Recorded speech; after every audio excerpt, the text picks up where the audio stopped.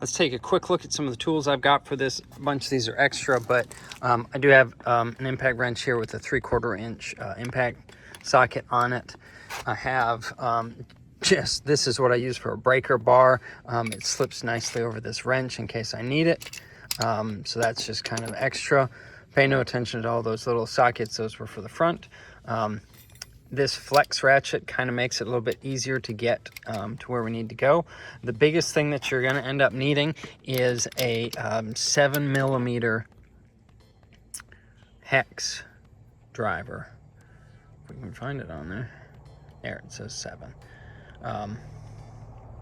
That was the thing that I didn't have. I had to go get one of those. So that's basically all we need to take off the piston calipers and everything. So that, I do have the torque wrenches for tightening back down the lug nuts here. I've got it set to 100 foot-pounds, and then this is for tightening this 7mm basically pin that the calipers slide on. That's set to 20 foot-pounds. Don't take these as gospel. This is just what I found.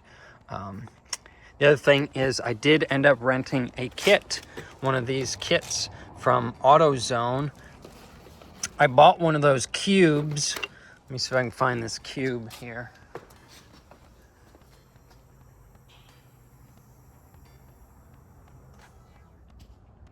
Found the cube. It was like $8 from Napa. It says that it does, was this Chrysler, Ford, GM, and imports. So this being a Pontiac, I figured one of them would fit. It was between these round ones there and these round ones, and neither of those fit. So the cube doesn't work. So this kit was from AutoZone. It ends up just using the standard pins that are on the tool. When you look at it, is actually this spacing is labeled as kilo or K. So that was the one that ended up fitting. Let's see if this has got a kit number on it. So there's your kit number, 57111. And there's a little bit more information about it. You get it for 30 days. It was like $65 or something, but you just return it when you're done. So that I found was very helpful. So we'll take a look at how we use that. For pads, I got them from Napa. This is the information there for these rear pads. They also come with the retainer pads. This is going to be your outside pad, and then your inside pad with the little tension spring attached. It also came with 2 extra of these little tension springs, but they already come attached, so that works pretty well. Already got the car jacked up. I'm gonna go ahead and get this wheel off. Compressor came on. So here is the caliper. We'll be taking off this keeper spring here, and then back here there's these rubber kind of boots. On the back of them is a hard plastic plug. So one there, one down here. Take those out, and then if you can see in there, that's where the 7mm comes in. 7mm goes back in there. See that pin backs out. These should also be well lubricated with a high temperature lubricant for brakes down in that boot.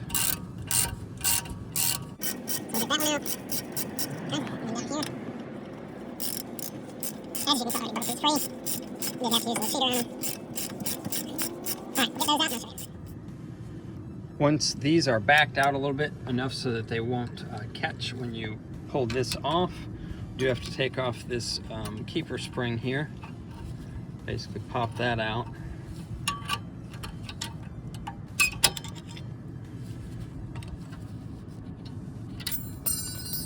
Alright. Now this will back off of there. It's probably gonna take a little bit of work, so let me put the camera down. All right, got this pretty much free. Note to self, remember to take off the parking brake and make sure that your vehicle is chalked. Parking brake on, this doesn't want to come off there very well. So that one you can see was the outside. It does not have those little rabbit ears on it. This one does. That's got the little rabbit ears on it, so that's the inside. All right, the other thing I did was there's a little wire there that I've got tied around there to keep this from putting too much tension down on the cables. You'll also see in here that this is the puck that you have to use that tool to screw in so that you can get enough clearance for your new pads. All right, as you can tell, I don't have a tripod or anything out here today. So this is going to be a little bit tough to show you. This basically, you adjust it so that it goes in here, and those little tangs engage there with those divots, and then this back plate slips behind the caliper fingers here, and then allows you to basically turn in and compress that piston in there. A C-clamp or a quick clamp won't do it. This is part of the parking brake engagement mechanism. Here you go, that's a better view. That way you can see that it's engaged here, nice and clean and flush, and then you just turn that in. All right, I've already turned in the piston. One thing to note is that this barrel section here, you do have to kind of operate where you put it in and then you back the barrel all the way out to tension this plate, and vice versa. When you're done, you can back it towards the puck. New pads go on just like that. Get in there. Also, good practice is to replace your rotors when you're doing the pads if necessary. These are in pretty decent shape, so we're not going to replace those. To do that, though, there are these, basically you have to back out this screw with this torque head on it. So don't just pry on it. Again, you can see this little one with the rabbit ears goes on the inside, and the flat one goes out here. Once you got your pads on, you're gonna put your caliper back on, get these bolts so that they line up and fit in there and there, and then we can snug these down.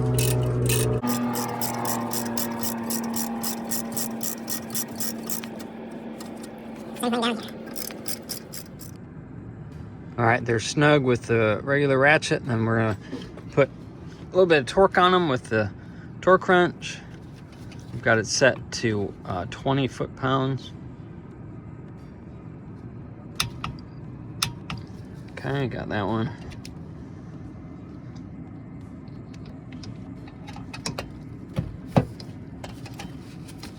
Do this one-handed. Here we go.